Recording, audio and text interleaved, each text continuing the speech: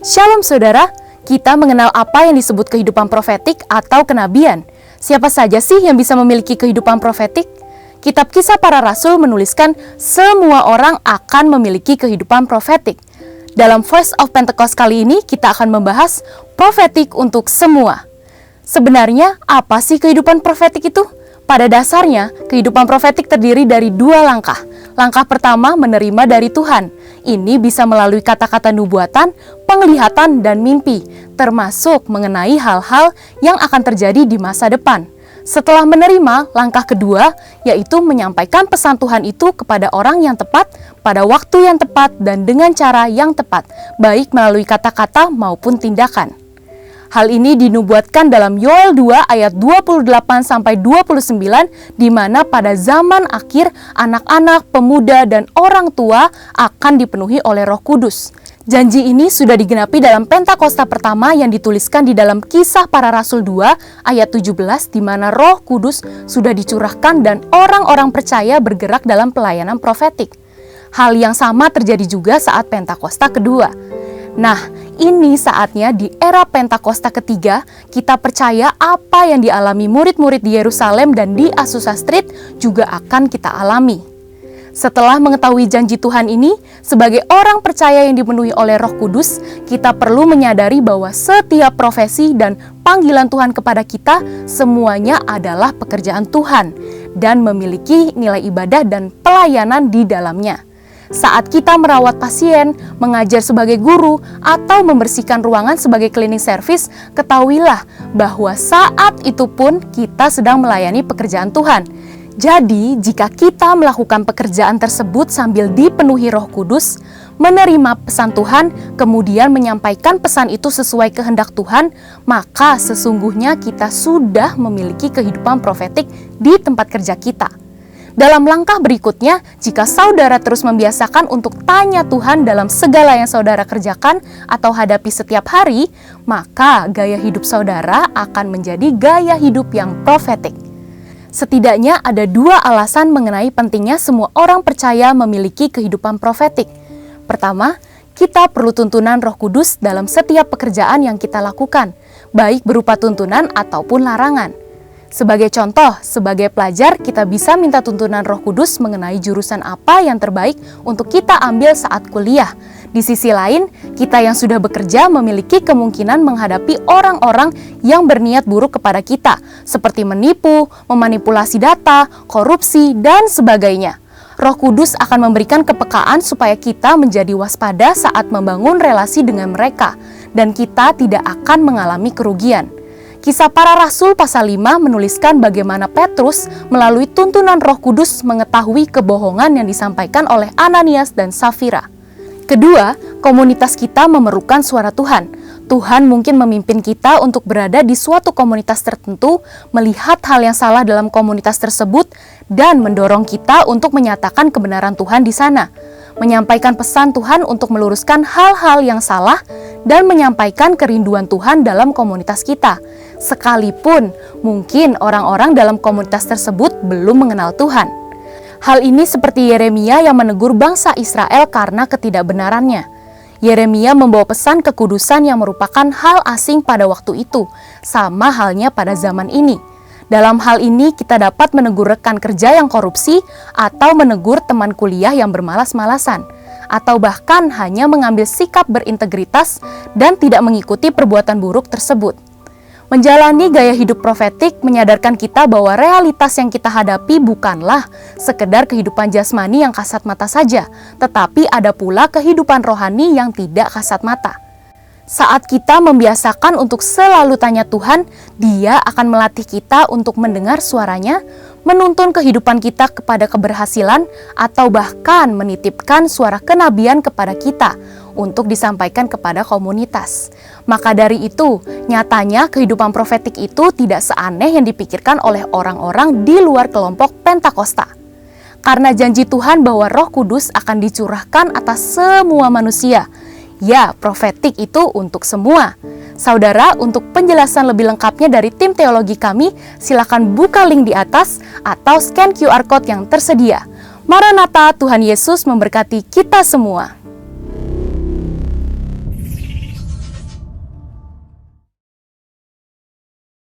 Shalom, saudara yang dikasihi Tuhan, selamat pagi. Bagaimana kabarnya pagi hari ini? Puji Tuhan. Sebelum kita mulai ibadah, mari kita bangkit berdiri untuk mendeklarasikan Mazmur 91 dalam lindungan Allah. Orang yang duduk dalam lindungan yang maha tinggi dan bermalam dalam naungan yang maha kuasa akan berkata kepada Tuhan, tempat perlindunganku dan kubu pertahananku, Allahku yang kupercayai. Sungguh dialah yang akan melepaskan engkau dari jerat penangkap burung, dari penyakit sampar yang busuk. Dengan kepaknya ia akan menudungi engkau, di bawah sayapnya engkau akan berlindung. Kesetiaannya ialah perisai dan pagar tembok. Engkau tak usah takut terhadap kedahsyatan malam, terhadap panah yang terbang di waktu siang, terhadap penyakit sampar yang berjalan di dalam gelap, terhadap penyakit menular yang mengamuk di waktu petang. Walau 1000 orang rebah di sisihmu dan 10.000 di sebelah kananmu, tetapi itu tidak akan menimpamu. Engkau hanya menontonnya dengan matamu sendiri dan melihat pembalasan terhadap orang-orang fasik. Sebab Tuhan ialah tempat perlindunganmu, yang maha tinggi telah kau buat tempat perteduhanmu. Malapetaka tidak akan menimpa kamu, dan tulah tidak akan mendekat kepada kemahmu. Sebab malaikat-malaikatnya akan diperintahkannya kepadamu untuk menjaga engkau di segala jalanmu. Mereka akan menentang engkau di atas tangannya, supaya kakimu jangan terantuk kepada batu. Singa dan ular tedung akan kau langkahi. Engkau akan menginjak anak singa dan ular naga. Sungguh hatinya melekat kepadaku, maka aku akan meluputkannya. Aku akan membentenginya, sebab ia mengenal namaku. Bila ia berseru kepadaku, aku akan menjawab. Aku akan menyertai dia dalam kesesakan. Aku akan meluputkannya dan memuliakannya. Dengan panjang umur akan kukenyangkan dia, dan akan kuperlihatkan kepadanya keselamatan daripadaku. Amin. Haleluya. Berikan tepuk tangan terbaik untuk Tuhan kita yang luar biasa. Shalom semuanya. Shalom. Bersuka cita bisa berjumpa dengan saudara pada pagi hari ini. Amin. Lihat kanan kiri, katakan engkau sungguh luar biasa. Engkau sungguh luar biasa. Haleluya. Berikan tepuk tangan meriah untukmu. Sebelum kita memulai, kita satukan hati di dalam doa. Syakala barata kala barata kala basyikila barata kala barata kala basyakala barata kala basyakala Hura barata kala barata kala barata kala barata kala basyakala barata kala barata kala Shikila barata kala la la la la barata kala barata kala barata kala Shikila la la la la la la barata kala barata kala la la la barata kala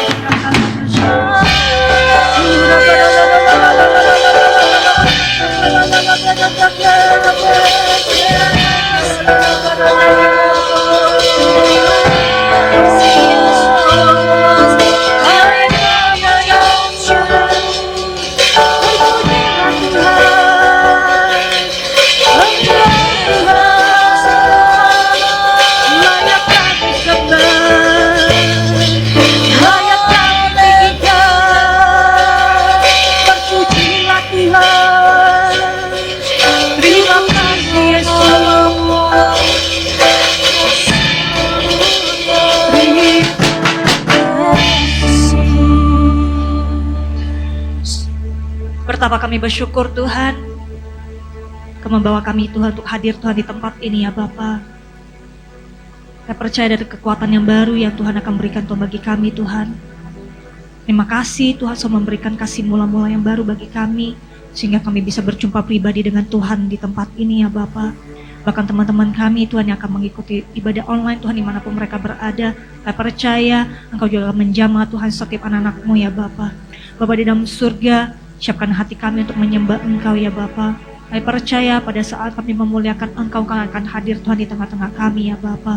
Bila pintu surga itu terbuka bagi setiap kami ya Bapa. Bila hadirat-Mu, lawatan-Mu Tuhan memenuhi Tuhan setiap kami Tuhan di tempat ini ya Bapa. Bapa di dalam surga, Engkau yang mengetahui Tuhan isi hati kami ya Bapa. Dan Engkau tahu Tuhan apa yang kami perlukan Tuhan di dalam hidup kami ya Bapa. Tapi ada satu Tuhan yang kami minta sama Tuhan. Biarlah Engkau selalu memberikan kami hati yang setia Tuhan sampai Kau datang yang kedua kalinya ya Bapa. Layakan kami, kuduskan kami ya Tuhan Yesus. Jikalau kami ada salah, ampuni Tuhan setiap kami Tuhan. Ubahkan Tuhan pola pikir kami Tuhan. Ubahkan Tuhan dari cara pandang kami ya Bapa.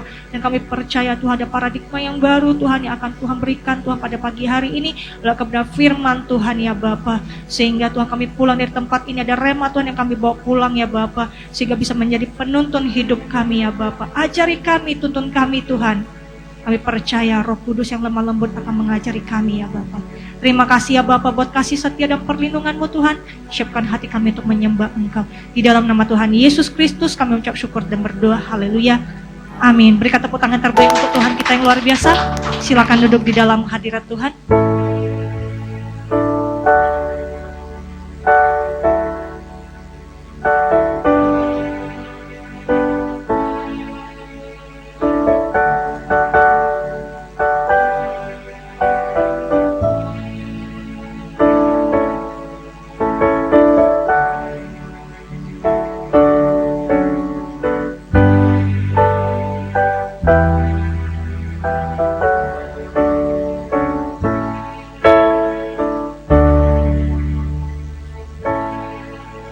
Tuhan, Kaulah pengharapanku. Ku percaya hanya kepadamu, Yesus Allah perlindunganku. Engkau yang selalu ku puji. Tuhan, Kaulah pengharapanku. Ku percaya hanya kepadamu, Yesus Allah perlindunganku. Engkau yang selalu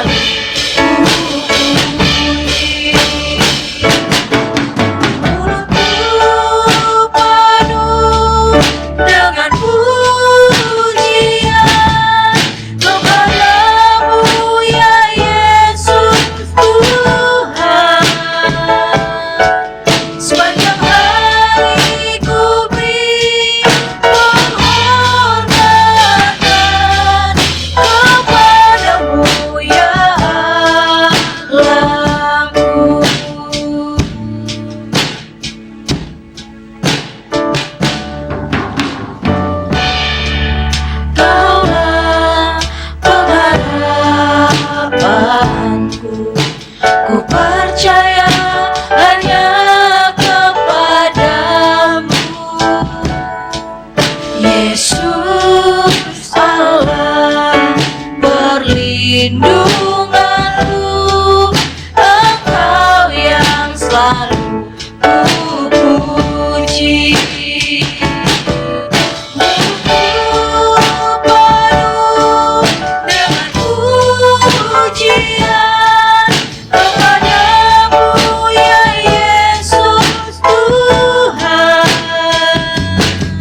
Sepanjang hari ku beri penghormatan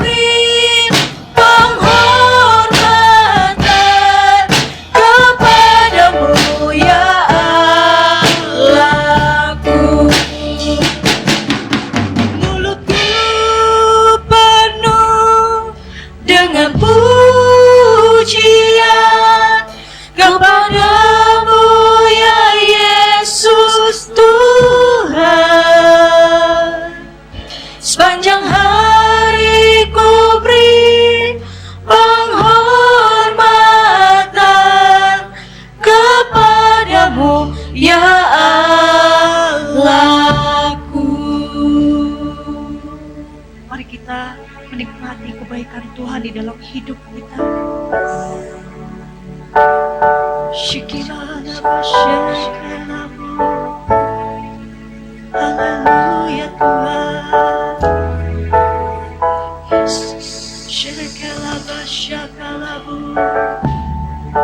Shakalalala barata kalabarata kalaba shikila barata kalalala barata kalaba shikila lalala barata kalalala barata kalabarata kalalala barata kalalala barata kalaba shikila lalala barata kalaba shakala lalala barata kalalala barata kalalala barata kalalala barata kalaba shikila lalala barata kalabarata kalabu.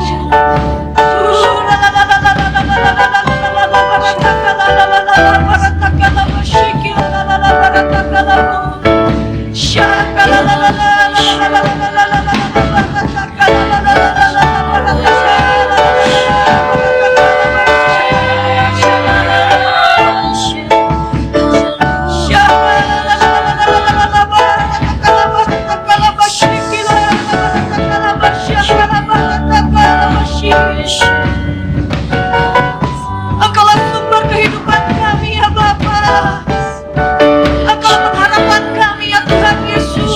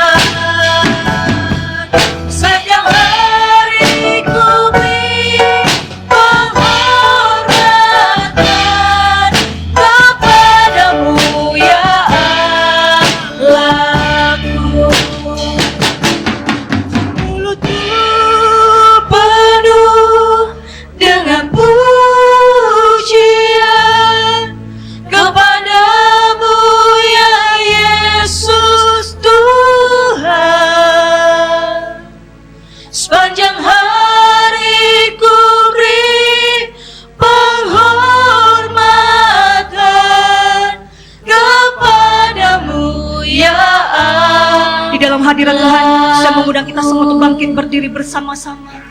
Mulutku penuh dengan pujian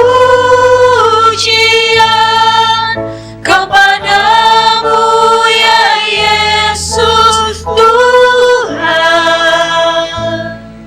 Sepanjang hari ku beri penghormatan kepadamu ya Allahku.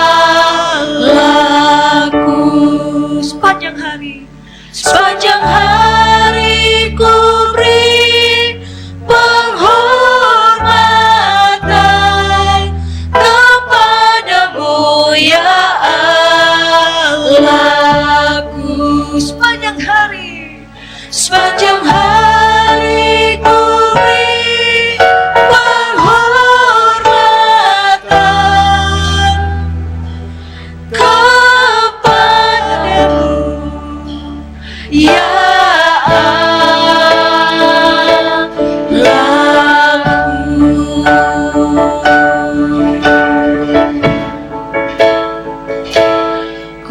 kagum hormat akan Engkau, ku kagum hormat akan Engkau. Kau Allah yang layak dipuji, ku kagum akan Engkau, ku kagum hormat akan Engkau, ku kagum hormat akan Engkau. Kau Allah yang layak dipuji, ku kagum akan Engkau, kagum hormat akan Engkau, ku kagum hormat akan Engkau. Kau Allah yang layak dipuji, ku kagum akan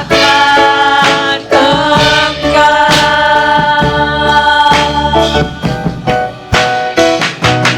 Ku kagum hormat akan Engkau, ku kagum hormat akan Engkau.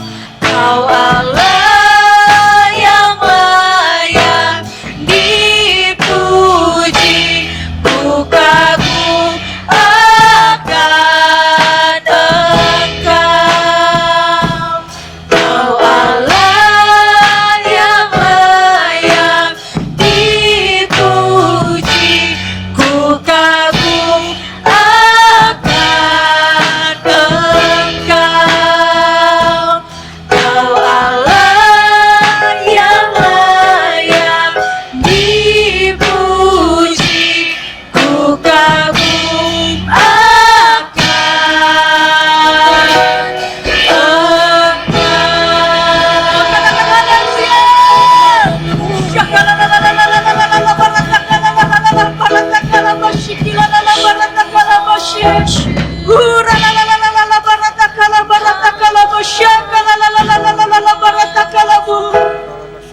Terima kasih Tuhan, Engkau begitu mulia Tuhan bagi kami Tuhan. Engkau begitu agung Tuhan bagi kami ya Tuhan Yesus. Kau layak Tuhan kami sembah ya Tuhan. Kau layak Tuhan kami tinggikan ya Tuhan Yesus. Terima kasih Tuhan. Terima kasih untuk kebaikan-Mu Tuhan. Bahwa kami lebih lagi Tuhan masuk di dalam hadirat-Mu ya Bapa. Ada sukacita yang Kau berikan bagi kami Tuhan.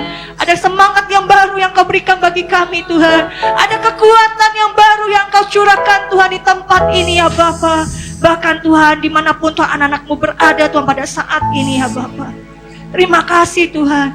Terima kasih Roh Kudus. Di dalam nama Tuhan Yesus Kristus kami ucap syukur dan berdoa. Kita sama-sama katakan amin. Berikan tepuk tangan terbaik untuk Tuhan kita yang luar biasa. Lihat kanan kiri katakan Engkau sungguh luar biasa. Yes, haleluya. Bersemangat untuk melompat untuk Tuhan. Amin. Amin. Haleluya. Mari kita sama-sama tepuk tangan.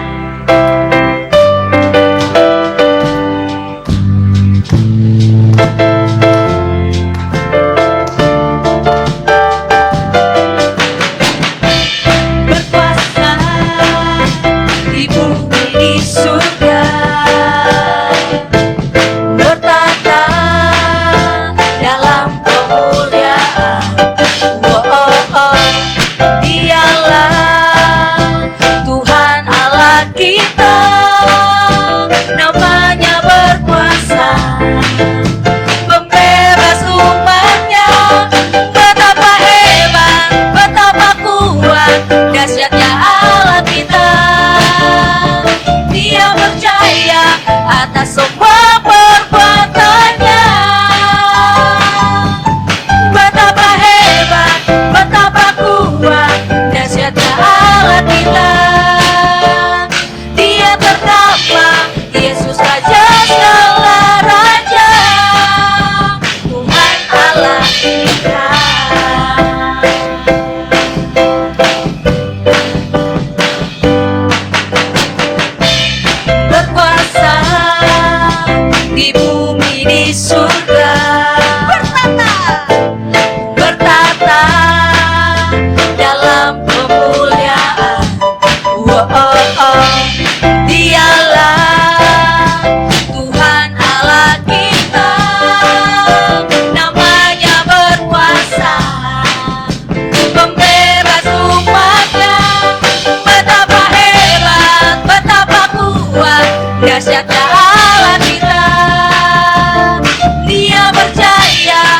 atas semua perbuatannya.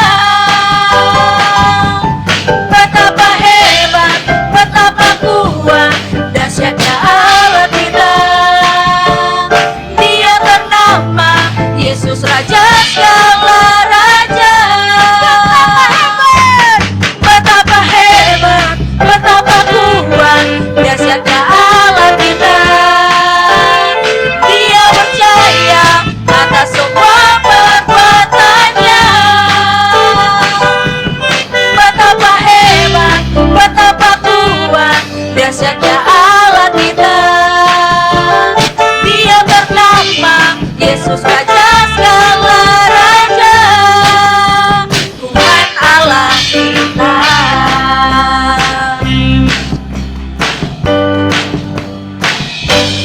Serukan namanya, Yesus Tuhan Raja, segala kuasa tunduk dalam namanya. Dia luar biasa, perkasa mulia, Yesus nama di atas segala nama.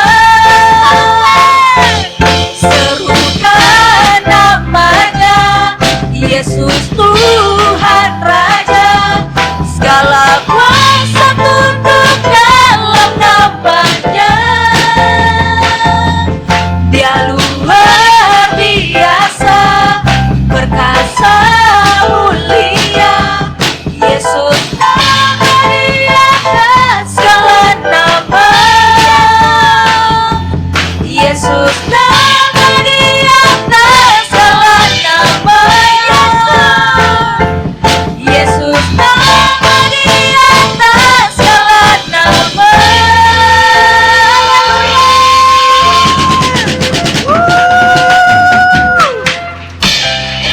Haleluya. Mari kita deklarasikan apa yang dimaksud dengan Pentakosta ketiga. 1.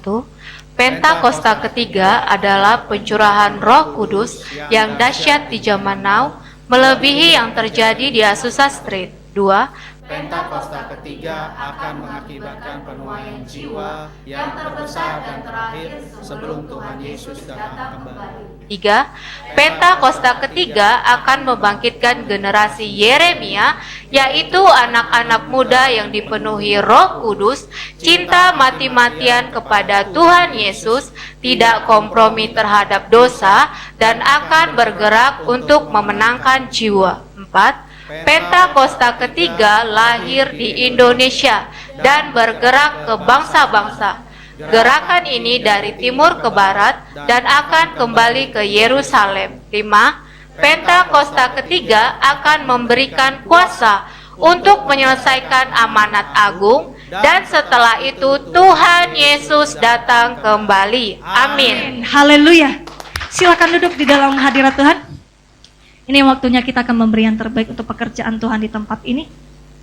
Mari kita satukan hati di dalam doa. Terima kasih ya Bapa, Engkau telah memberkati kami dan melindungi kami ya Bapa. Ini waktunya Tuhan, kami akan memberi Tuhan untuk pekerjaan Tuhan di tempat ini. Bila setiap anak-anak-Mu Tuhan yang kembalikan Tuhan persepuluhan, persembahan khusus, persembahan ucapan syukur.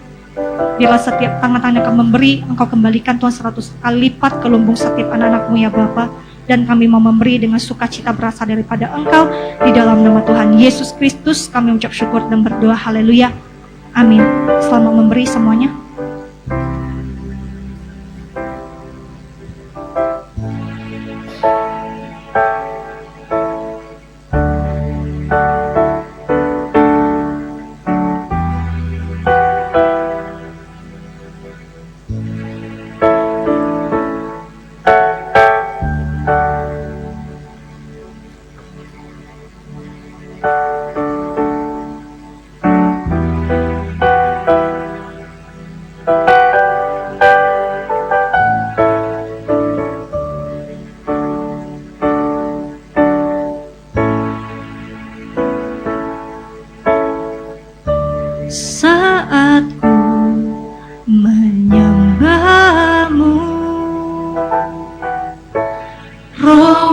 bekerja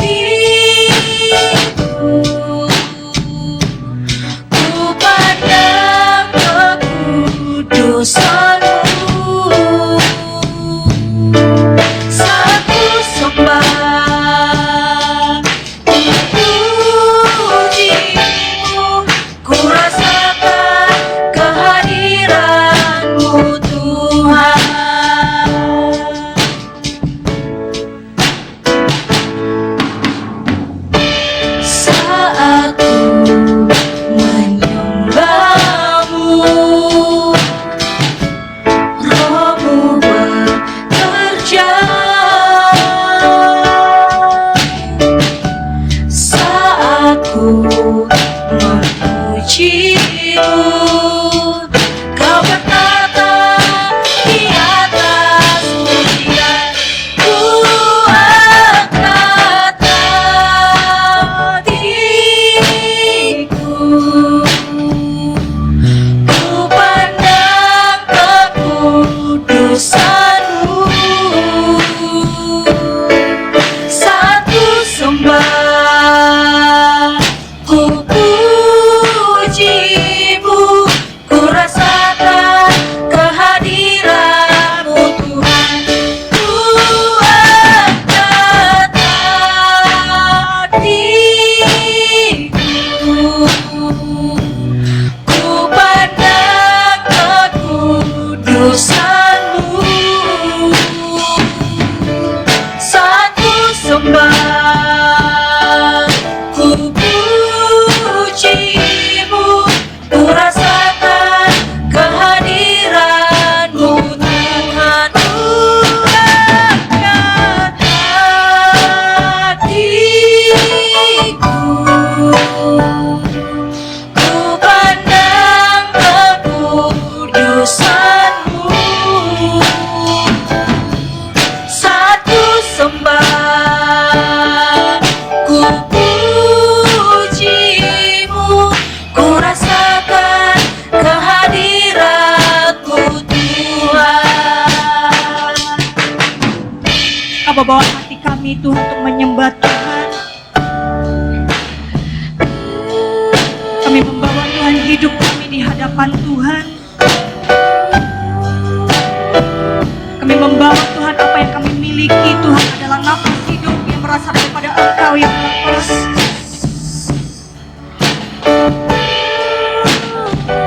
Shikila barata kala la la la barata kala. Shikila la la la barata kala la la barata kala la la barata kala. Shikila barata Shikala la la la la la la la la barata kala la la la la la barata kala. Shikila bashakala bashak. Oh Yesus.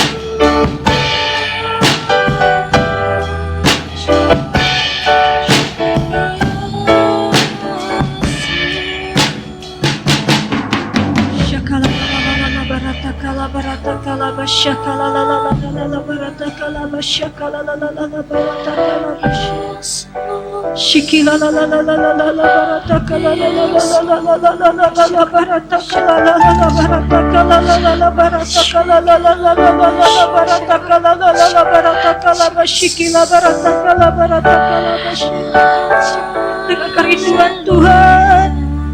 Shikila la la la la la la la la la barata kala la la la la barata kala bashaka la la la la la la la la la bashaka la bashaka. Shikila la la la la la la la la la la barata kala la la la la la barata kala la barata kala bashaka la bashaka la bu. Dengan segenap kekuatan yang Tuhan berikan bagi kami. Kami mau menyembah Engkau Tuhan dalam hidup kami Tuhan. Kami tahu Tuhan Kau Allah Bapa yang tidak pernah memandang rupa Tuhan. Tapi Kau melihat hati kami ya Tuhan Yesus. Terima kasih Tuhan Kau memberikan rasa gentar dan takut akan Tuhan. Shikila basyakala baratakala basya. Saya mengundang kita semua untuk bangkit berdiri bersama-sama. Mari angkat kedua tangan kita. Jangan melihat kanan dan ke kiri. Tapi kita sungguh-sungguh di hadapan Tuhan. Minta belas kasihan Tuhan. Minta lawatan Tuhan. Minta kasih mula-mula yang baru. Jikalau saudara udah merasa malas, jikalau saudara merasa letih, merasa capek, minta kekuatan daripada Tuhan. Minta semangat yang baru daripada Tuhan. Karena Dia adalah sumbernya bagi setiap kita.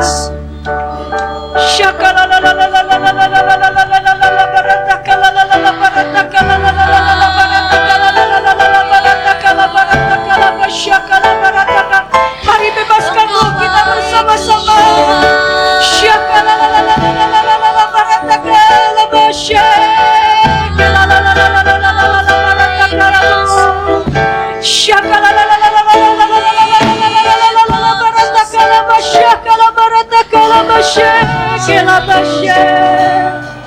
Oh Yesus, Yesus, Yesus, penuhi kami Tuhan.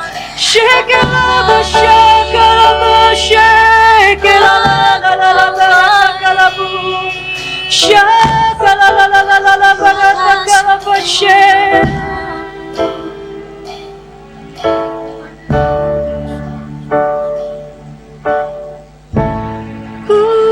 Angkat hatiku, ku pandang kekudusan-Mu. Saat ku sembah, ku puji-Mu, ku rasakan kehadiran-Mu Tuhan. Hatiku,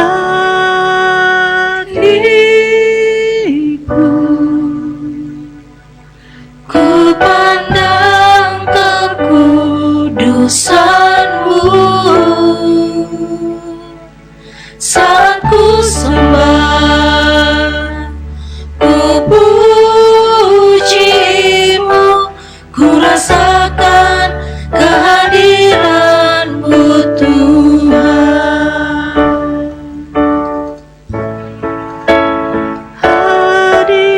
hadirat-Mu memenuhiku.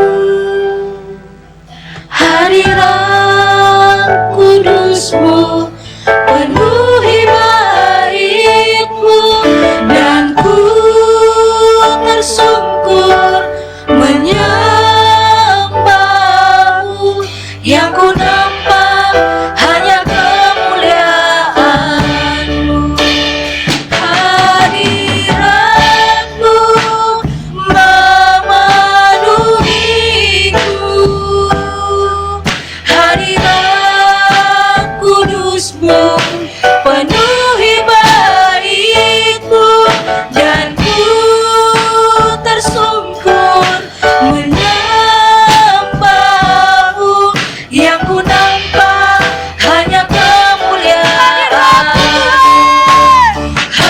Hadirat-Mu memenuhiku.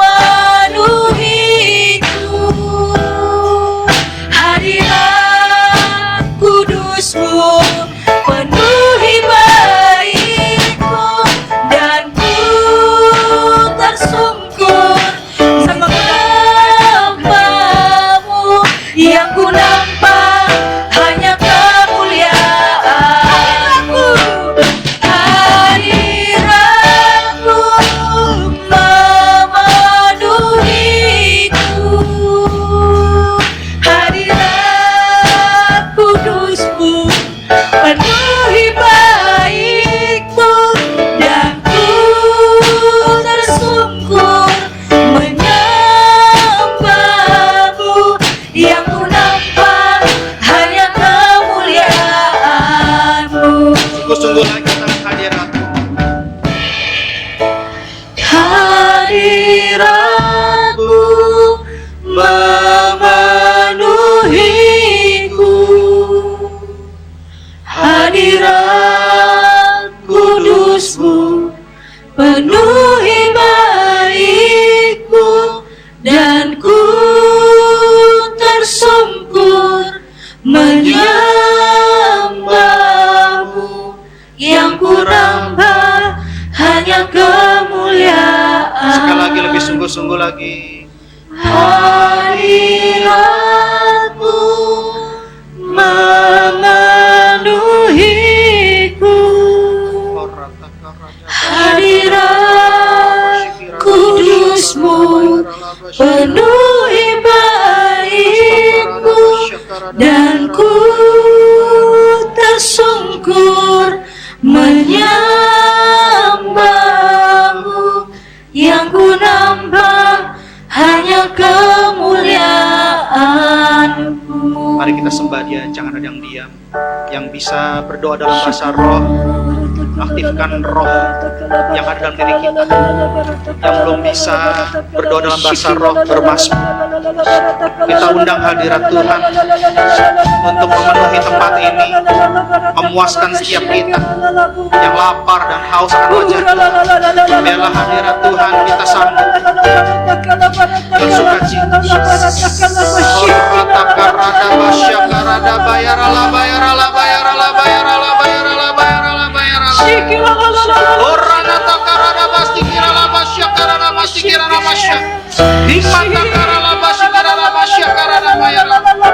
Hadirat Tuhan mengalir, mengalir.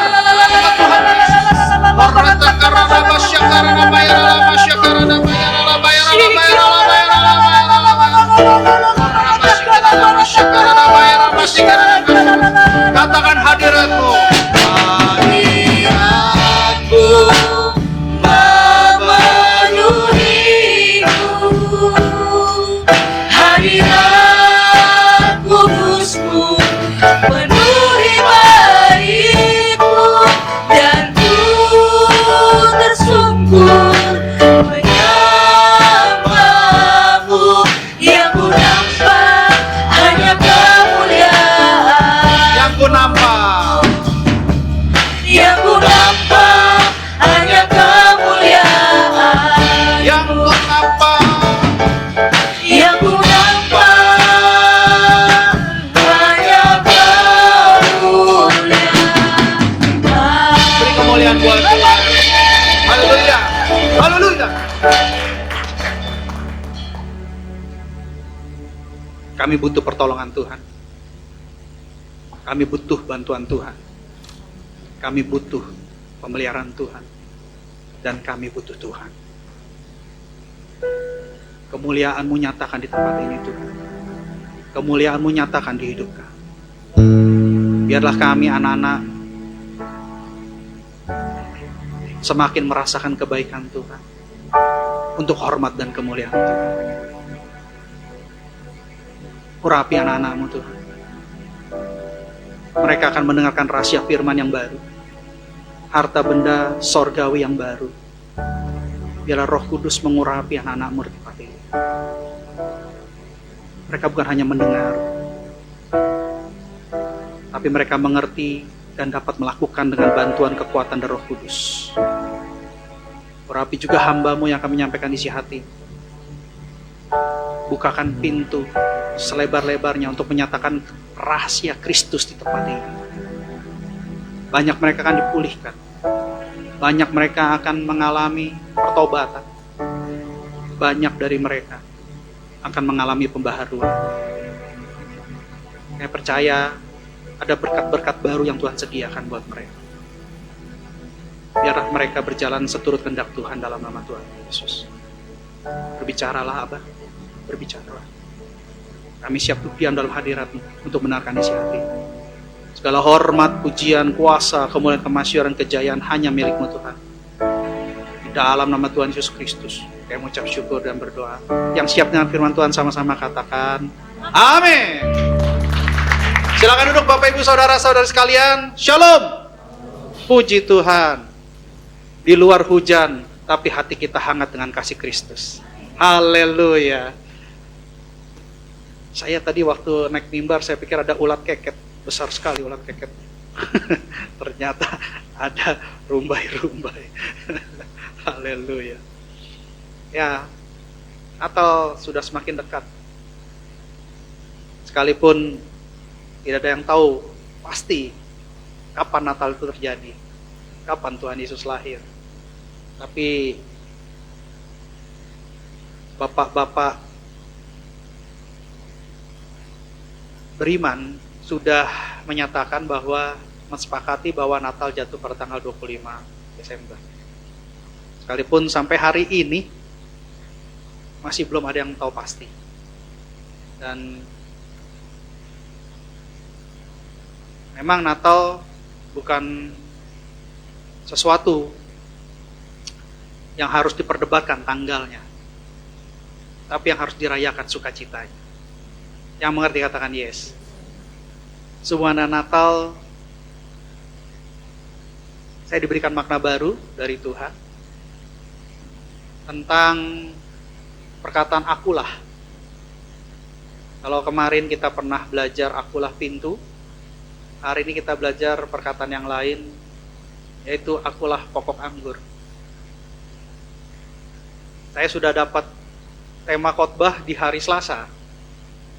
Saya susun baik-baik, saya sudah dapat ilustrasinya, sudah dapat videonya. Tiba-tiba di hari Sabtu, saya mematangkan khotbahnya.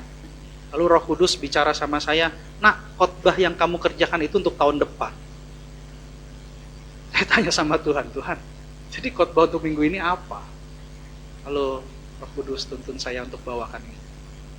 Dan rupanya di dalam firman yang sudah pernah kita baca, ada rahasia baru yang Tuhan mau singkapkan.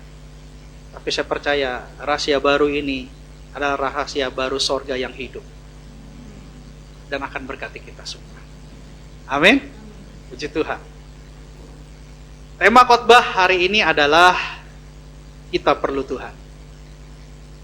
Kita perlu Tuhan. Bacanya dari Yohanes 15 ayat 1 sampai 8. Tetapi kita akan bahas ayat per ayat sesuai dengan pembagian yang Roh Kudus ajarkan kepada kita, bukan kepada saya tapi kepada kita. Kita buka dulu Yohanes 15 ayat 1. Ya, sengaja saya kasih latar belakangnya anggur karena memang saya mau bawakan ini dan Tuhan kasih gambar ini. Saya cari cukup lama juga. Tiba-tiba saya dapat. Demikianlah firman Tuhan Yohanes 15 ayat 1. Akulah pokok anggur yang benar dan Bapakulah pengusahanya. Yesus berkata, akulah pokok anggur yang benar. Kalau kita ingat waktu Musa melihat semak belukar yang terbakar, pada saat dia mengembalakan domba-dombanya, lalu Musa mendekat kepada semak belukar yang terbakar itu. Dan rupanya itu adalah Allah yang berbicara, berfirman kepada Musa, dan mengutus Musa untuk membawa bangsa Israel keluar daripada Mesir. Lalu Musa bertanya, kalau nanti bangsa Israel tanya siapa yang mengutus aku, jawabnya bagaimana? Lalu Allah berfirman, akulah aku. Ego emi dalam bahasa Ibrani. I am who I am dalam bahasa Inggris. Akulah aku. Akulah. Dan Yesus mengatakan akulah. Statement akulah yang dicatat oleh kitab Yohanes. Dia adalah Allah itu sendiri. Ketika kita melihat Yesus, di dalam pikiran kita bukan manusia yang menjadi Allah, tapi dalam pikiran kita adalah Allah yang menjadi manusia. Pola pikir yang berbeda dengan kebanyakan orang di luar sana yang merasa kenapa Yesus sebagai manusia disembah sebagai Allah. Tapi bukan itu. Yesus yang adalah Allah, dia menjadi manusia. Dan dikatakan di sini, akulah pokok anggur. Pokok anggur, bukan pokok mangga, bukan pokok durian. Melambangkan bangsa Israel. Bangsa Israel adalah bangsa pilihan Tuhan. Kita bukan keturunan Yahudi, Bapak Ibu Saudara-saudara sekalian. Di sini ada yang keturunan Chinese, ada yang keturunan dari Indonesia bagian timur, ada yang keturunan dari Medan. Tetapi kita semua adalah Israel rohani. Yang mengerti katakan amin. Kita adalah bangsa pilihan. Israel adalah bangsa yang dipilih Tuhan untuk menjadi toladan, menjadi contoh buat bangsa-bangsa lain. Pokok anggur melambangkan bangsa Israel. Coba kita buka Mazmur 80 ayat 8. Kalau yang pakai Alkitab digital. Kalau pakai Alkitab yang non digital itu ayat 9. Mazmur 80 ayat 8. Nah, berarti ayat 9 di sini. Coba Mazmur 80 ayat 9. Ya. Demikianlah firman Tuhan. Telah kau ambil pohon anggur dari Mesir, telah kau halau bangsa-bangsa Lalu kau tanam pohon itu. Pohon anggur dari Mesir. Bangsa Israel dijajah oleh Mesir. Bangsa Israel diperbudak oleh Mesir. Mesir melambangkan dunia. Kita bangsa Israel pilihan Tuhan. Kita tidak boleh diperbudak oleh dunia. Tuhan mengutus Musa untuk membawa keluar bangsa Israel keluar dari Mesir, dari perbudakan Mesir. Tuhan memilih bangsa Israel. Tuhan memilih kita supaya kita tidak diperbudak oleh dunia sekalipun kita masih ada di dunia. Tapi kita harus menang atas dunia. Karena tempat kita adalah di sorga. Dan bahkan Tuhan menyajikan bangsa Israel kepada tanah perjanjian, tanah yang penuh susu dan madu. Makanya dikatakan di ayat berikutnya, Mazmur 80 ayat 10, dikatakan demikian.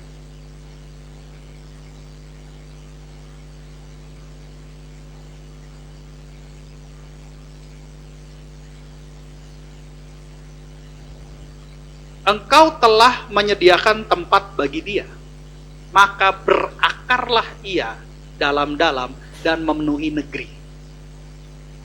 Jadi Israel bangsa pilihan, Israel dibawa keluar untuk lepas dari perbudakan tanah Mesir untuk mendapat negeri yang dipilih Tuhan. Negeri yang disiapkan Tuhan. Negeri yang penuh dengan susu dan madu. Jadi jelas di sini bahwa pokok anggur yang dikatakan Yesus mewakili bangsa Israel. Kembali lagi ke Yohanes 15 ayat 1, akulah pokok anggur yang benar.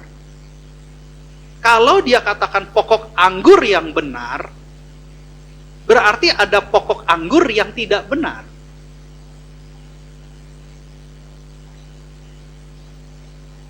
Dia menyatakan bahwa akulah pokok anggur, akulah bangsa pilihan, akulah orang pilihan.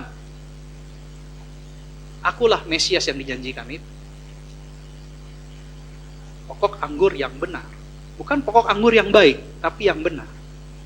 Bagaimana dengan yang tidak benar? Yang tidak benar adalah nabi-nabi palsu. Penyesat-penyesat. Kalau kita dulu belajar, berapa minggu yang lalu adalah pencuri dan perampok. Tapi Yesus mengatakan, akulah pokok anggur yang benar. Dia adalah mewakili bangsa Israel yang dipilih Tuhan untuk menyelamatkan bangsa-bangsa, dan Bapakulah pengusahanya. Sekarang saya mau tanya, pohon asalnya dari mana? Biji, benih. Ada di sini pohon yang langsung jadi, itu namanya cangkokan. Kalau Pak Abun itu di perkebunan jago, ya, cangkokan itu namanya. Tapi sekalipun ada cangkokan, tetapi cangkokan itu juga berasal dari biji, dari benih. Bapa yang menanam benih itu sehingga Yesus mengatakan, akulah pokok anggur yang benar. Bapa menaruh benih itu sehingga tumbuh pokok anggur yang benar. Bapalah pengusahanya. Bapa yang punya lahannya, Bapa yang tanam benihnya. Sekarang kita perhatikan Yohanes 15 ayat 2. Saya akan teruskan. Dikatakan di Yohanes 15 ayat 2 begini. Setiap ranting padaku yang tidak berbuah dipotongnya. Dan setiap ranting yang berbuah dibersihkannya, supaya ia lebih banyak berbuah. Sebelum saya teruskan, ada transisi antara ayat 1 dengan ayat 2. Kalau Bapa pengusahanya, Bapa yang punya lahannya, Bapa yang menanam benih pokok anggur yang benar, dan benih itu berupa biji tadi katanya kan. Saya mau tanya, biji berasal dari apa? Dari buah. Bagaimana kita bisa mengeluarkan biji dari buah?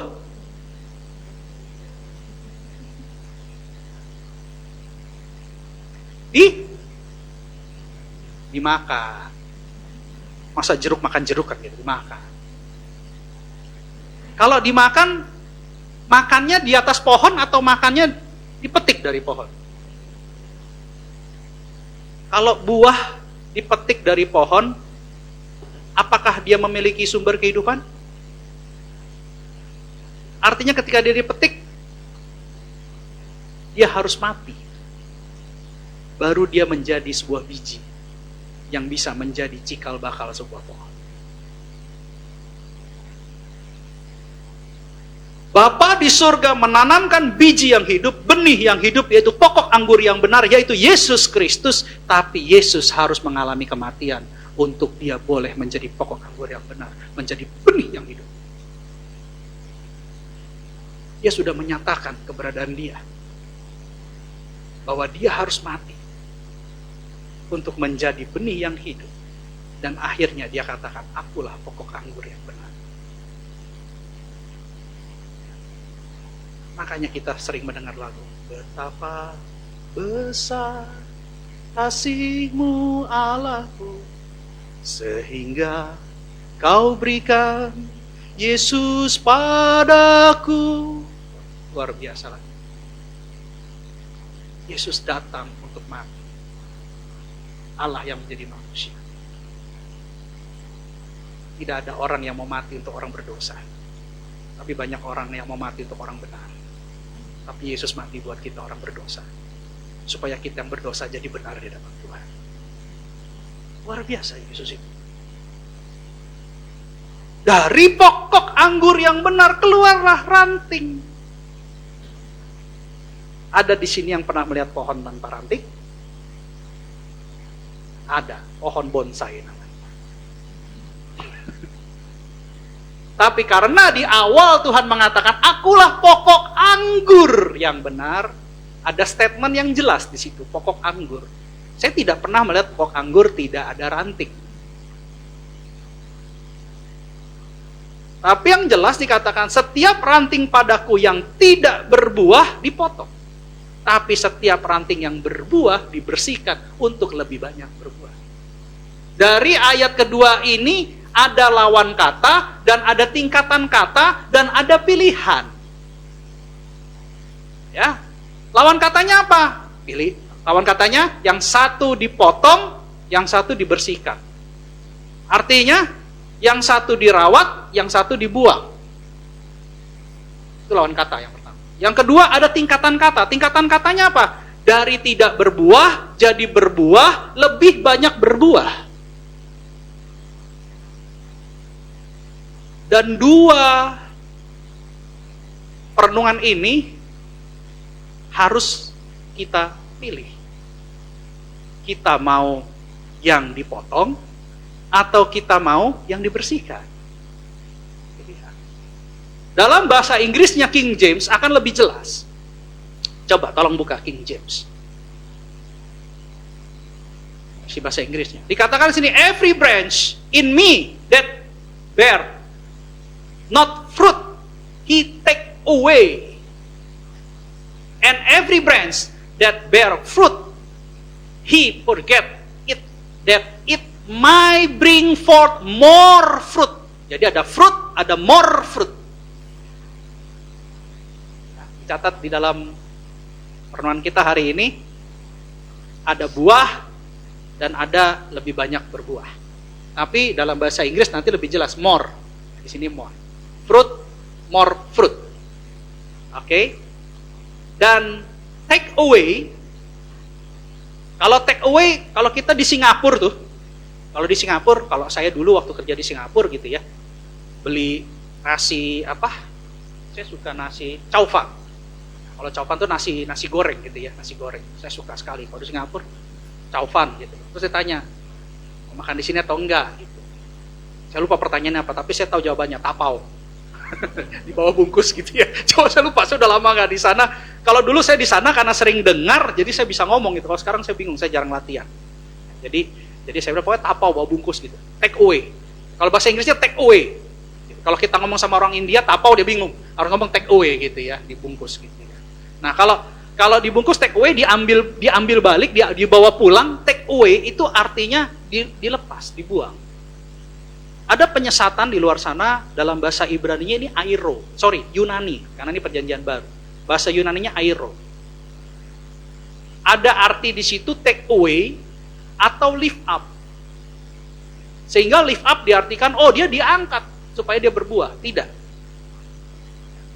Ketika saya pelajari lebih dalam, take away itu atau dilepas atau dibuang, artinya bukan diangkat. Tapi kalau diangkat pun diangkat, maksudnya diangkat dari pohon itu untuk dibuang. Tapi bukan diangkat untuk dipertahankan.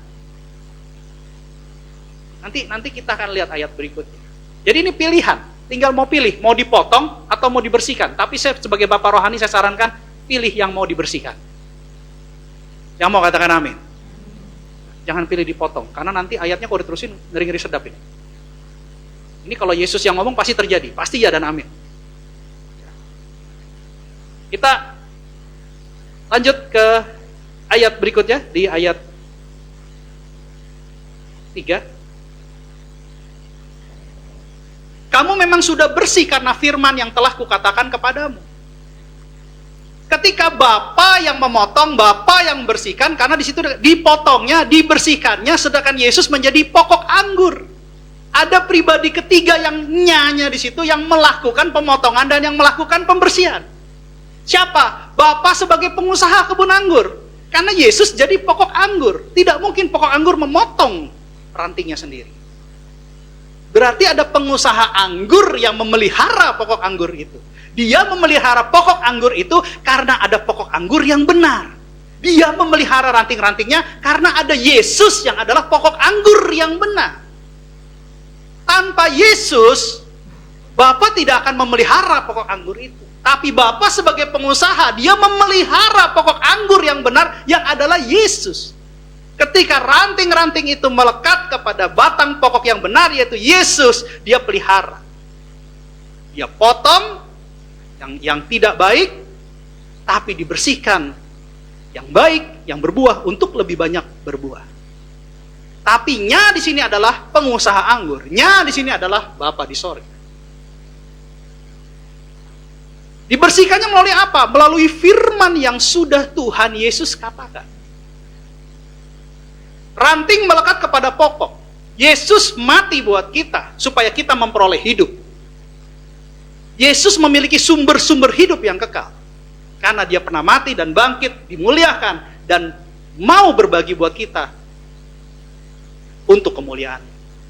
Sehingga ketika dia jadi akulah pokok anggur yang benar, dia bukan hanya mati buat kita, dia menjadi benih yang mati dan kemudian hidup untuk kita, tapi dia juga berbagi sari-sari makanan. Jadi firman yang dikatakan adalah sari-sari makanan yang keluar dari pokok anggur itu untuk dibagikan ke ranting-ranting. Sehingga ranting-ranting itu sehat dan bersih. Tidak kotor daunnya oleh ulat, tidak bolong-bolong oleh ulat, atau daunnya tidak kering. Tapi ranting-rantingnya gemuk-gemuk. Karena dapat sumber makanan dari pokok. Pokok itulah Yesus namanya. Yesus berkata, manusia hidup bukan dari roti saja, tetapi dari firman yang keluar dari mulut Allah. Ranting-ranting itu hidup dari sari makanan pokok. Sari makanan yang mana? Firman Allah yang ada di dalam pokok. Makanya dikatakan firman ini membersihkan kita. Tapi yang menarik dalam bahasa Yunaninya ini dikatakan logos. Dalam bahasa Yunani firman itu ada dua, ada logos, ada rema. Ini logos yang dikatakan, yang kita dengar secara teori. Oh, saya ke gereja nih, saya dengar firman, itu logos. Saya baca di TikTok, itu logos. Oh, tiba-tiba di FB ada satu ayat Alkitab, itu logos. Selamat pagi teman-teman. Jangan jauhkan diri dari pertemuan atau ibadah-ibadah yang diselenggarakan.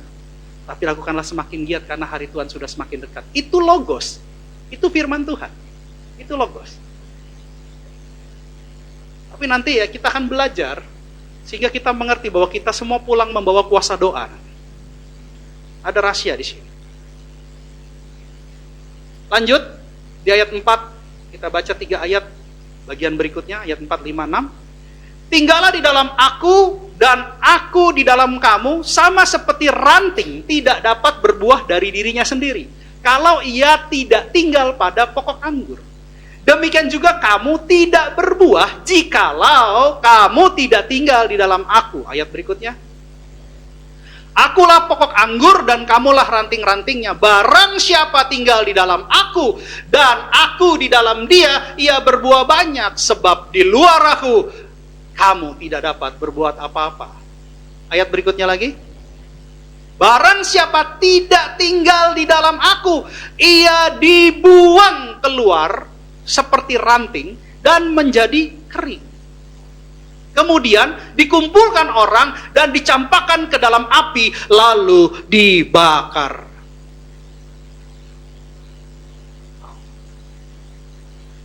Ketika ranting di pohon, ranting tidak langsung mati. Tapi ketika ranting di pohon, dia tidak dapat cari makanan dan akhirnya menjadi kering. Dan ketika ranting kering, dia akan dibakar.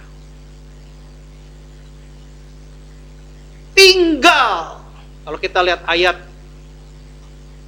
ini ayat 6, berarti ayat 4 dikatakan tinggal. Kalau kita mengatakan saya tinggal dengan mama saya, artinya saya dan mama saya dalam satu tempat atau beda tempat?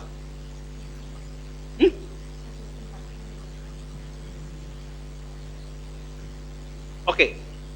Saya kasih satu statement lagi. Kalau saya katakan, kamu tinggal dengan saya tapi di luar.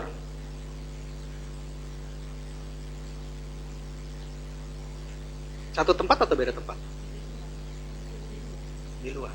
Jadi kalau gitu tinggal itu dalam satu tempat atau di beda tempat? Satu wadah. Ayo, satu tempat beda? Beda ruangan. Beda wadah. Berarti kalau tinggal dalam dapur, ada yang di panci, ada yang di penggorengan. Masuk akal juga sih. Itu hikmat ibu-ibu. Kan itu kan hikmat memasak. Ya. Kalau tinggal, berarti dalam satu wadah. Bisa beda tempat. Saya sepakat. Kenapa? Yesus sekarang ada di mana? Kita ada di mana? Tapi satu wadah. Dan Tuhan katakan tinggal di dalam aku. Ini lebih jelas lagi, diperjelas. Bukan hanya tinggal, tapi di dalam dia. Dan dia di dalam kita. Makanya kadang-kadang orang Kristen ini kan terus disudutkan. Waduh, bisa dengar suara Tuhan gitu ya. Kok bisa dengar suara Tuhan? Kenapa? Karena dia di dalam kita dan kita di dalam dia. Tinggal sama tetangga yang rumah subsidi aja, tetangganya ngomong kita dengar, karena dindingnya kan tipis. Apalagi tinggal di dalam dia dan dia di dalam kita. Apa yang dia katakan kita dengar. Apa yang dia mau kita tahu. Apa yang dia lihat kita lihat. Itu kalau tinggal di dalam dia dan dia di dalam kita. Dan tidak pernah kita ke supermarket manapun, ke pasar manapun kita menemukan buah tanpa ranting. Ada di sini buah tanpa ranting. Itu namanya telur ayam. Kalau buah itu pasti ada rantingnya. Ya. Saya tidak pernah menemukan buah tidak ada rantingnya. Kalau ada silahkan dibawa, saya akan foto, saya laporkan ke Muri. Ternyata ada mujizat yang terjadi. Buah pasti ada rantingnya. Dan ranting tidak mungkin bisa berbuah tanpa melekat ke pokoknya. Tanpa tinggal dengan pokoknya. Karena begitu ranting itu dipotong, tadi saya bilang, dia sudah tidak dapat asupan makanan. Sehingga ranting itu akan kering dan akhirnya mati.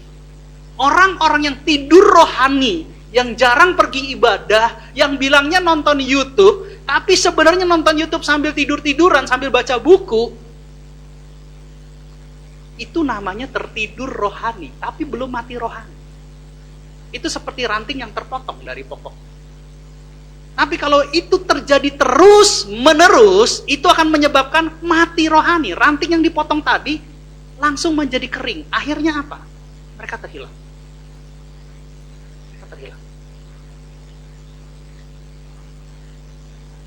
Dan Tuhan bilang, ketika mereka jadi kering, mereka akan dibakar. Dan saya percaya, kita semua bukan ranting yang kering. Katakan amin. Kita semua ranting yang melekat kepada Tuhan. Amin. Dan kita harus bagikan ini kepada teman-teman kita, saudara kita, kawan-kawan kita seiman, yang mungkin sudah mulai mau kering. Mudah-mudahan ranting yang dipotong tadi bisa langsung dicangkok. Karena pencangkokan terjadi harus dipotong. Tetapi kalau dia sampai kering, dia akhirnya mati dan dibakar.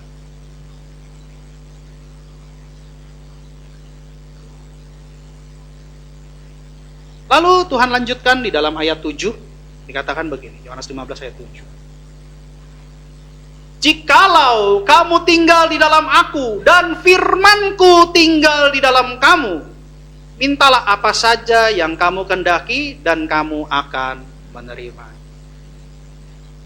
Amin. Tadi mendengar firman. Kalau sekarang di dalam firman. Mendengar firman bahasa Yunaninya logos tadi. Tapi kalau ini bahasa Yunaninya rema. Apa beda rema dengan logos? Logos adalah perkataan Tuhan. Kita mendengar perkataan Tuhan. Remas adalah menghidupi perkataan Tuhan. Ketika kita mendengar jangan berbohong, kita tidak berbohong lagi. Jangan berbohong, terus kita bilang, Tuhan, kan ini bohongnya sedikit aja. Yang penting kan ada kebaikan di dalam kebohongan.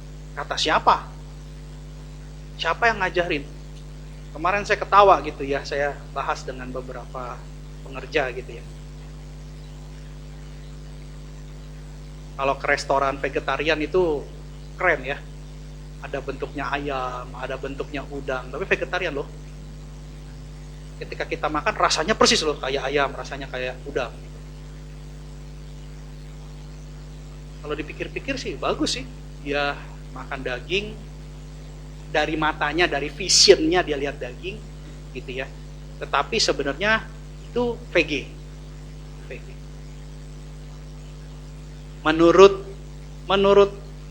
manusia, ukuran manusia sih baik, karena tetap nggak makan daging. Tapi menurut kebenaran firman, kita timbul niat aja udah berdosa loh. Benar nggak? Sebelum kita makan, kita punya niat aja sudah dosa itu. Artinya ketika kita melihat ayam, di benak kita makan ayam. Sekalipun kita nggak makan ayam. Jadi dari sisi kebaikan, yes itu baik. Tapi dari sisi kebenaran, itu tidak benar. Nah, beda dengan firman. Firman itu, kalau kita jadikan rema, kita hidupi, dosa kecil, dosa besar, tetap dosa. Bohong besar, bohong kecil, tetap bohong. Bohong disebut dusta. Bapak segala dusta siapa? Itu dari hal kecil aja. Jangan berbohong. Apalagi di hadapan hamba Tuhan, bahaya itu. Itu akan ditelanjangi, dipermalukan. Masalah waktu aja, tinggal masalah waktu aja. Jangan.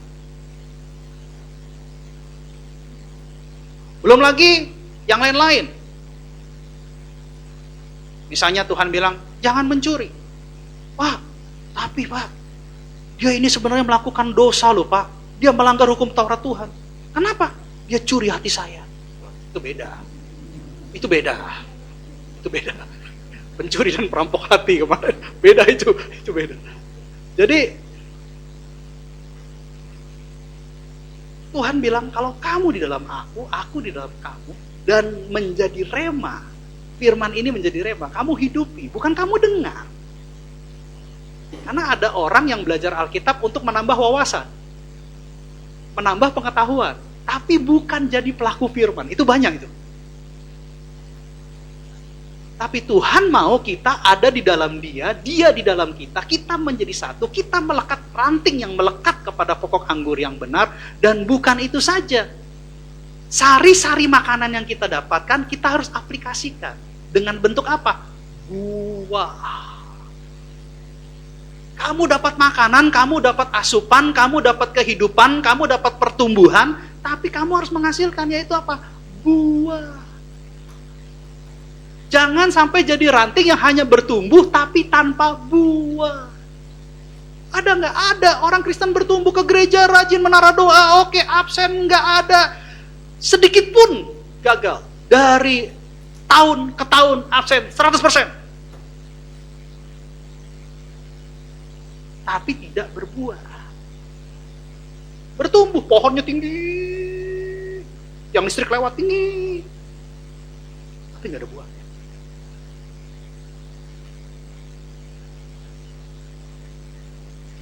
Tuhan bilang, Yesus bilang, kalau kita di dalam Dia, Dia dalam kita, dan kita bisa jadikan firman ini rema. Apa saja yang kamu kehendaki dan kamu akan menerimanya. Ini rahasia Alkitab. Kenapa hamba-hamba Tuhan doanya powerful? Karena hamba-hamba Tuhan, dia melekat kepada Tuhan. Hamba-hamba Tuhan, dia bukan menjadikan firman itu sebagai kata-kata yang menyenangkan telinga. Tapi hamba-hamba Tuhan menjadikan firman Tuhan, firman yang hidup di dalam hidup. Sehingga ketika dia berkata-kata, dia berseru kepada Tuhan, sorga menjawab. Di sorga tidak ada tangisan, di sorga tidak ada kemiskinan, di sorga tidak ada duka. Dan sorga yang sama yang akan menjawab doa-doa kita. Dan tentunya kalau kita sudah menghidupi firman, kita menjadikan firman bukan hanya sebagai logos, tapi menjadi rema yang kita hidupi, maka kita tidak akan meminta di luar firman. Jadi kalau ada seseorang yang meminta di luar firman, berarti dia belum menjadikan firman itu rema. Tapi kalau dia sudah menjadikan firman itu rema, firman Tuhan itu rema, dia tidak akan meminta hal-hal yang tidak diperlukan dan tidak sesuai dengan firman kebenaran Tuhan. Dia pasti akan meminta sesuai dengan firman Tuhan yang mendatangkan kebaikan dan damai sejahtera bagi dirinya dan bagi sesama. Yang mengerti katakan yes. Jadi jelas, ketika kita dalam Dia, kita melekat dengan Tuhan, maka kita bukan hanya memiliki hidup, tapi kita bertumbuh dari ranting yang kurus, akhirnya jadi gemuk. Setelah gemuk, dia mulai berbuah sedikit. Ketika sudah mulai berbuah sedikit, Bapa melihat dari sorga. 1 Korintus 3 ayat 6. Tiba-tiba coba. 1 Korintus 3 ayat 6. Dikatakan begini. 1 Korintus 3 ayat 6. Aku menanam, Apolos menyiram, tetapi Allah yang memberi pertumbuhan. Ini Paulus yang mengatakan. Paulus bilang, aku menabur benih. Sehingga orang yang tadi nggak kenal Yesus jadi kenal Yesus. Tapi rupanya Apolos menyiram dengan firman Tuhan. Tapi semuanya itu yang bisa membuat anak-anak Tuhan bertumbuh adalah Allah itu sendiri. Kenapa? Allah yang membersihkannya sehingga yang berbuah menjadi lebih banyak berbuah. Katakan amin. Allah yang memberi pertumbuhan. Ketika kita melekat kepada pokok anggur yang benar, kita mendapatkan sari makanan. Ranting yang kurus menjadi gemuk. Dari gemuk berbuah sedikit. Lalu dibersihkan sama Bapa di sorga. Diberi pertumbuhan. Lalu apa yang terjadi? Kita berbuah lebih banyak. Dari fruit become more fruit. Lebih banyak berbuah. Yohanes 15 ayat 8. Katakan begini.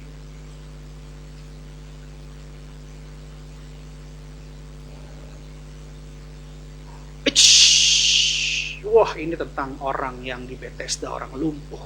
Yohanes 15 ayat 8. bukan ayat 5, pasal 5, tapi pasal 15. Ini orang ayat 8. Kita baca sama-sama 3, 2, 1. Dalam hal inilah Bapakku dipermuliakan, yaitu jika kamu berbuah banyak, dan dengan demikian kamu adalah murid-muridku. Katakan, saya murid Yesus. Ini penting Bapak Ibu Saudara. Ini rahasia kedua yang kita bisa pelajari hari ini. Coba buka King James. Ini akan lebih jelas. Bahasa Yunani dan bahasa Inggrisnya jelas juga. Herein is my Father glorified, that ye bear much fruit, so shall ye be my disciples. Tadi fruit, kedua more fruit. Yang ini much fruit. Apa beda more fruit dengan much fruit?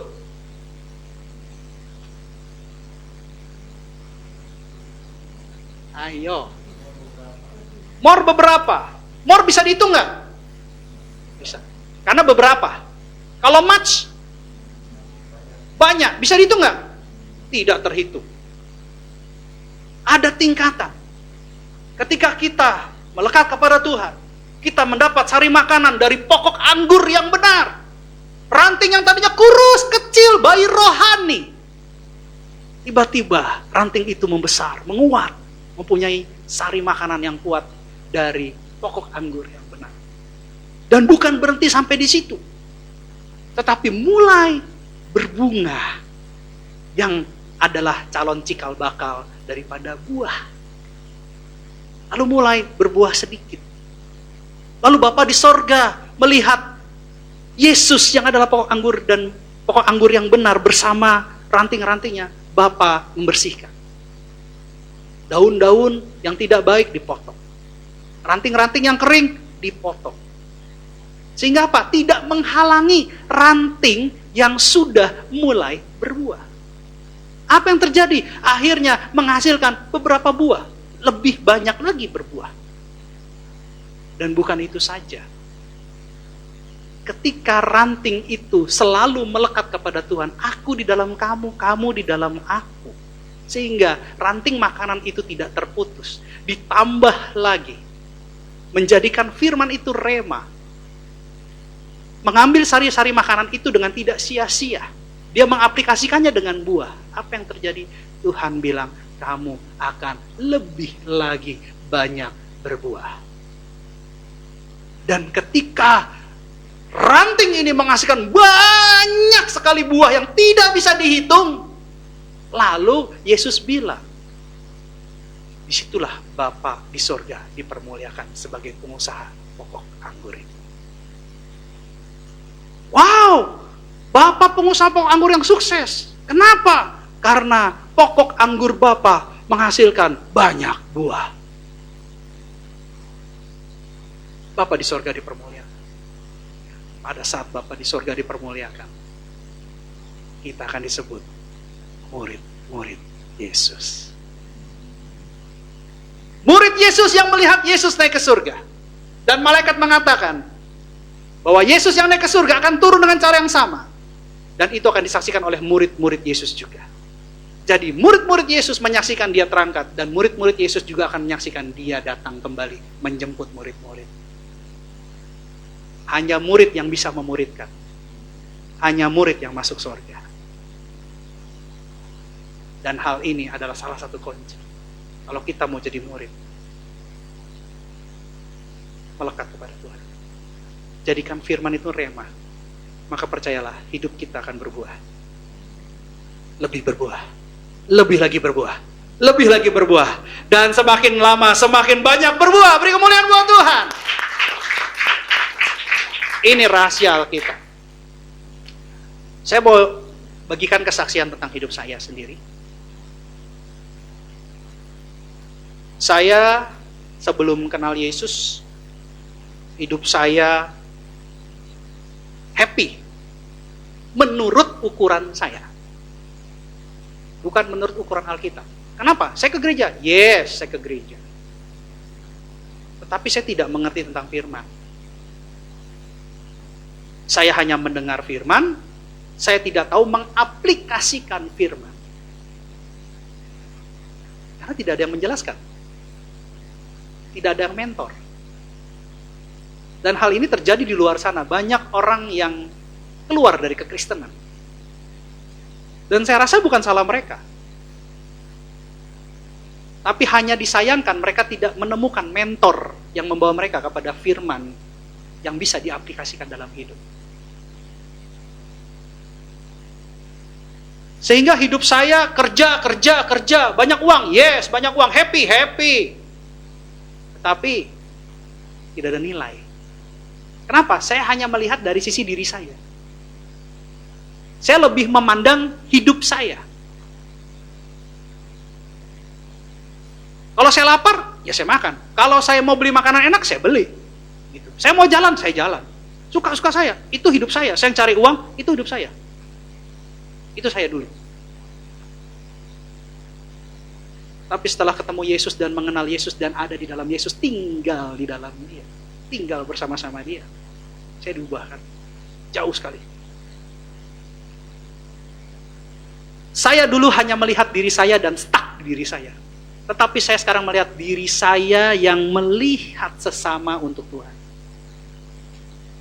Ketika saya bertemu dengan Tuhan, saya diperbaharui oleh firman, saya dibersihkan oleh firman. Dari dalam diri saya melihat keluar. Dari dalam diri saya melihat sesama. Tetapi, apa yang saya kerjakan buat sesama, itu untuk Tuhan. Sesuatu yang berbeda. Hidup saya sekarang tidak sama lagi seperti dulu. Hidup saya maksimal. Benar-benar maksimal Bapak Ibu Saudara-saudara sekalian. Sampai terkadang-kadang saya pikir, ini waktunya kurang loh Tuhan. Kita kejar-kejaran waktu, kita nggak kejar loh, nggak terkejar. Dan bukan hanya maksimal, tapi kita punya hidup yang berkualitas. Kemarin saya lihat di pulang dari mana tuh saya lupa, saya sama istri saya lihat di komplek kita dekat Anggrek Permai. Ada satu satpam mungkin ya, karena pakai baju kaos polisi gitu. Dia lagi nebang-nebang pohon. Pakai golok, pakai parang, dia tebang. Mukanya lesu, capek, badannya keringetan, basah sama keringat. Sampai baju kaos yang dia pakai, saya rasa bukan baju kaos lagi, udah jadi handuk kali itu. Itu kelihatan basah sekali. Padahal nggak hujan. Lalu saya bilang sama istri saya, itu contoh kegiatan yang tidak berkualitas. Saya bilang sama istri saya. Dia potong, dia capek, dia buang waktu, buang tenaga. Selesai dari kerja, dia harus makan banyak karena lapar. Dia harus kasih vitamin, dia harus istirahat. Waktunya tambah terbuang, dananya sama aja. Biayanya sama aja. Kenapa? Pasti kan nggak mungkin dia nebang pohon kalau nggak disuruh kan? Berarti ada yang nyuruh dia kan? Berarti orang itu yang nyuruh dia kasih uang itu nanti dipakai buat makan, belum lagi dikasih goreng-gorengan mungkin, kasih apalah, tetap jatuhnya kosnya lebih besar dan tidak efisien karena berhubungan dengan waktu. Kalau saya ngomong berkualitas, berarti hubungannya dengan waktu. Aktivitas versus waktu. Jadi istri saya bilang, ya emang bagusnya gimana? Gampang. Pergi aja ke online, cari gergaji listrik yang bisa di-charge. Itu sekarang sudah banyak, murah. Beli satu. Potong. Nggak capek. Karena mesin. Daripada kita kalau ini kan sertuk. Gitu aja kan. Kalau misalnya sudah habis baterainya, tinggal di-charge. Sekarang udah nggak pakai bensin. Gergaji listrik sudah pakai charger, sistem charger. Lebih cepat secara efektif waktu. Yang kedua, nggak capek. Ya mana capek. Orang cuma motong itu doang. Gitu. Yang kedua, alat itu jadi milik. Artinya apa? Bisa buat motong pohon yang lain. Itu yang saya lihat, saya pandang jadi nggak berkualitas. Tapi ketika saya kenal Yesus, saya diberikan hikmat sama Tuhan. Hal-hal yang saya mau jalankan, saya dikasih hikmat sama Tuhan. Nah, ini kurang berkualitas. Kalau nggak ada kualitas, otomatis hidup kita nggak maksimal. Kenapa? Terbuang dengan waktu. Tadi saya udah bilang, aktivitas versus waktu sama dengan kualitas. Saya kemarin ditanya juga sama BPJS, Pak, Pelita Cakrawala, kenapa yang didaftar BPJS cuma 1 orang? Masa PT punya karyawannya cuma 1 orang? PT-PT lain karyawannya banyak loh Pak. Saya bilang, PT saya yang didaftar BPJS cuma 1 Bu. Kok bisa begitu? Ya bisa begitu Bu, karena saya punya sistem yang otomatis. Jalan semua pakai otomatis. Sistem saya tidak terpengaruh sama UMK. Sistem saya tidak akan ada demo-demo. Karena sistem. Paling parah apa? Hard disk crash. Itu sistemnya mati. Saya pakai sistem. Banyak orang yang bingung lihat saya. Kenapa PT ini bisa berjalan, tapi SDM-nya tidak sebanyak yang seharusnya. Kenapa? Karena ada kualitas. Ketika saya kenal Yesus, saya diberikan hikmat. Hidup saya maksimal, hidup saya berkualitas, dan bukan itu saja, tapi hidup saya berbuah. Ini penting. Makanya, jangan lepas daripada pokok anggur yang hidup. Gak bisa. Gak bisa. Kita perlu Tuhan. Kita perlu Tuhan. Simpulan khotbah hari ini. Yesus berkata, akulah pokok anggur yang benar. Karena itu kita perlu Tuhan untuk bisa hidup. Kita perlu Tuhan untuk bisa bertumbuh. Kita perlu Tuhan untuk bisa berbuah. Dan hanya murid yang hidupnya menghasilkan buah. Hanya murid yang melihat Yesus terangkat. Hanya murid yang melihat Yesus datang kembali. Hanya murid yang bisa memuridkan untuk menyelesaikan amanat agung. Dan ini berarti hanya murid yang bisa menerima keselamatan. Amin. Pemusik saya undang untuk maju ke depan. Hari ini kita belajar sesuatu, akulah pokok anggur. Dan pokok anggur yang dikatakan Yesus, dia mengatakan pokok anggur yang benar. Kita tidak bisa hidup tanpa Tuhan. Kita perlu Tuhan. Kenapa? Karena Tuhan adalah Sang Pencipta, kita adalah ciptaan. Artinya kita masih terbatas dan Sang Pencipta tidak terbatas. Kita butuh Tuhan. Tanpa Tuhan kita tidak bisa hidup. Tanpa Tuhan kita tidak bisa bertumbuh. Tanpa Tuhan kita tidak bisa berbuah. Tinggallah di dalam aku dan aku dalam kamu. Dan firmanku tinggal di dalam kamu. Maka mintalah apa saja. Maka kamu akan menerimanya. Kuasa doa dari sini saudara-saudari sekalian. Bukan hanya jadi pendengar firman, tapi jadi pelaku firman. Hidup kita akan diperbaharui, hidup kita akan diubahkan, hidup kita menjadi yang baru. Kita akan menjadi pribadi yang baru dalam Tuhan. Tanpa Tuhan,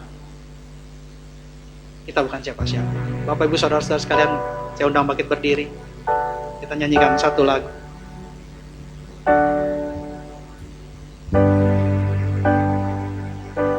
Lagu ini berjudul Kami Perlu Kau Tuhan. Kemanakah kami mencari kasih sejati? Kemanakah kami berseru?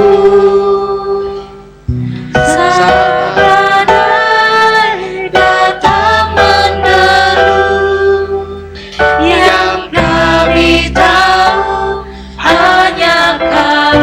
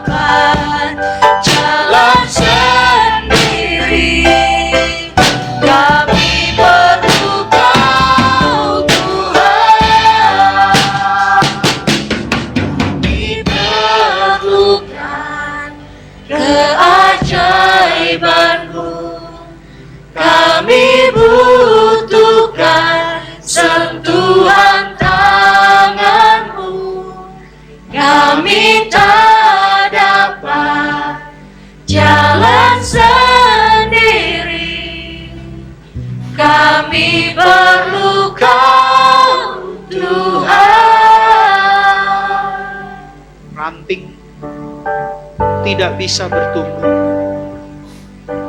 Ranting tidak bisa berbuah. Ranting tidak akan pernah bisa hidup apabila tidak melekat kepada pokoknya. Ranting harus tinggal dengan pokoknya dan dibersihkan melalui firman, melalui sari-sari makanan yang keluar dari pokok itu untuk dibagikan ke ranting. Yesus berkata, "Akulah pokok anggur yang benar,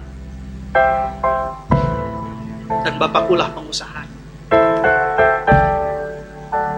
Bapa membantu membersihkan. Bapa di sorga membantu memberi pertumbuhan.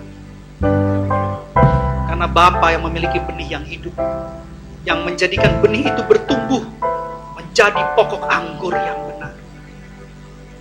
Dan ketika ranting-ranting itu mulai berbuah, dan lebih banyak berbuah, dan bahkan melimpah dengan buahnya,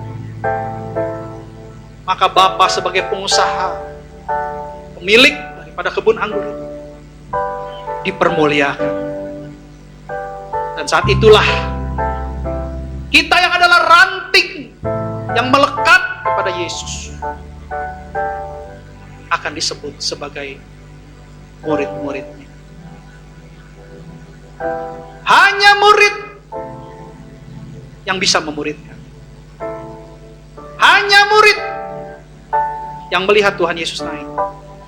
Hanya murid yang akan melihat Tuhan Yesus datang. Hanya murid yang akan menerima keselamatan. Jadilah murid yang memuridkan. Lakukan penuntasan amanat aku,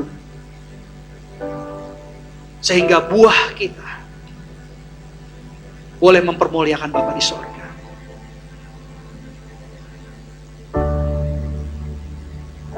Kalau ada jiwa-jiwa yang Tuhan taruhkan,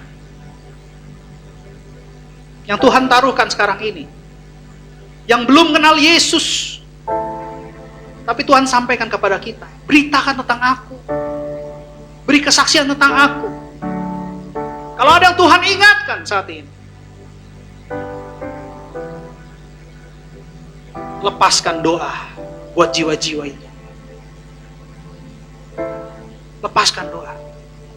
Katakan sama Tuhan, Tuhan, berikan roh pertobatan, berikan roh keselamatan, berikan roh pengenalan akan Tuhan, berikan roh takut akan Tuhan kepada jiwa ini, sehingga jiwa-jiwa ini boleh menjadi ranting yang melekat kepada pokok anggur yang benar. Mereka boleh hidup, bertumbuh, dan berbuah, mendapat sari makanan dari pokok anggur yang benar. Doakan mereka, lepaskan doa buat mereka, karena sorga harus dipenuhi oleh jiwa-jiwa. Biarlah jiwa-jiwa yang kita doakan, mereka juga boleh mendapat bagian di sorga bersama-sama kita di dalam nama Tuhan Yesus.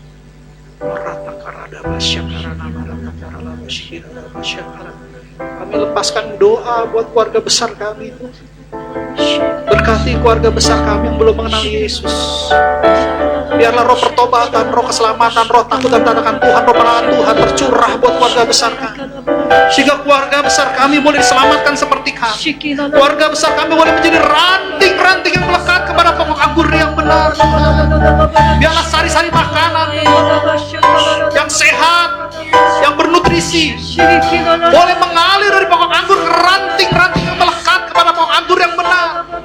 Mereka boleh hidup, bertumbuh, dan bahkan berbuah, lebih lagi banyak berbuah, dan bahkan melimpah dengan buah, sehingga ranting-ranting ini boleh mempermuliakan Bapa sebagai pengusaha. Dengarkan doa kami Tuhan, dengarkan doa kami Tuhan, dengarkan doa kami. Biarlah Kau utus malaikat-malaikat terbaik-Mu untuk memberitakan Injil. Pelayanan malaikat terjadi, pelayanan penginjilan terjadi di dalam nama Tuhan Yesus. Mereka boleh berbalik mencari wajah Tuhan di dalam nama Tuhan Yesus. Terima kasih Bapa, terima kasih Tuhan Yesus. Terima kasih Roh Kudus. Kita nyanyikan. Kami perlukan keajaiban-Mu, kami butuhkan sentuhan tangan-Mu, kami tak dapat jalan sendiri, kami perlu Kau Tuhan, kami perlukan keajaiban. mujizat terjadi, mujizat terjadi, mujizat penuaian terjadi dalam nama Tuhan Yesus.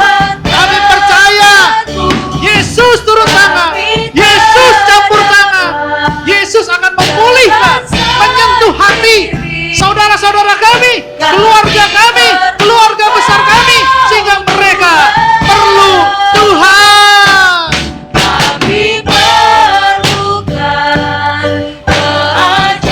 keajaiban-Mu, kami butuhkan sentuhan tangan-Mu, kami tak dapat jalan sendiri, kami perlu Kau Tuhan, Kami perlu Kau Tuhan. kami perlu Kau Tuhan, Kami perlu Kau Tuhan. kami perlu Kau Tuhan. Beri kemuliaan buat Tuhan. Haleluya. Heratakaradabasya. Biarlah firman yang kami dengar pada pagi menjelang siang ini menjadi rema buat kami. Kami tidak hanya menjadikan logos, tapi kami menjadikan rema. Dengan bantuan Roh Kudus, dengan pembaharuan Roh Kudus, mulai saat ini kami tinggal di dalam Engkau dan Engkau tinggal dalam kami. Dan kami percaya kuasa doa tercurah buat setiap pribadi. Apa yang mereka minta, mereka akan menerimanya. Sorga terbuka, sorga menjawab. Saya percaya firman ini tumbuh subur di ruang tanah hati anak-anak-Mu, berakar yang kuat, bertumbuh menjulang tinggi dengan pokok yang kuat, bahkan berbuah lebat, sehingga bisa menjadi berkat buat banyak orang. Di dalam nama Tuhan Yesus, berkati anak-anak-Mu. Pembaharuan dari Roh Kudus terjadi. Pola pikir mereka diperbarui, hati mereka diperbarui, perkataan mereka diperbarui, tingkah laku mereka diperbarui, hidup mereka maksimal, berkualitas, dan juga berbuah di dalam nama Tuhan Yesus. Terima kasih Bapak yang baik. Terima kasih buat firman. Terima kasih. Mari kita persiapkan hati kita untuk menerima berkat yang terbaik dari Tuhan. Mari kita buka kedua tangan kita dan pintu hati kita selebar-lebarnya di hadapan Tuhan. Kekasih-kekasih Kristus, sama seperti engkau membuka kedua tanganmu dan pintu hatimu di hadapan Tuhan, pintu surga saat ini juga terbuka di hadapan. Ulanglah dan bawalah berkat kesehatan, berkat pemulihan, berkat kelepasan, berkat kemenangan, berkat keberhasilan, berkat keberuntungan, berkat pengudusan, berkat keselamatan, berkat Abraham, Ishak, dan Israel. Shalom, kasih karunia yang melimpah dari Allah Bapa kita di surga, oleh Tuhan kita Yesus Kristus dan persekutuannya manis bersama dengan Roh Kudus tercurah mulai saat ini sampai Tuhan Yesus menjemput kita di awan-awan yang permai. Setiap kita orang percaya yang sudah menerima berkat Tuhan sama-sama katakan amin. Selamat hari Minggu, Tuhan Yesus berkati. Shalom.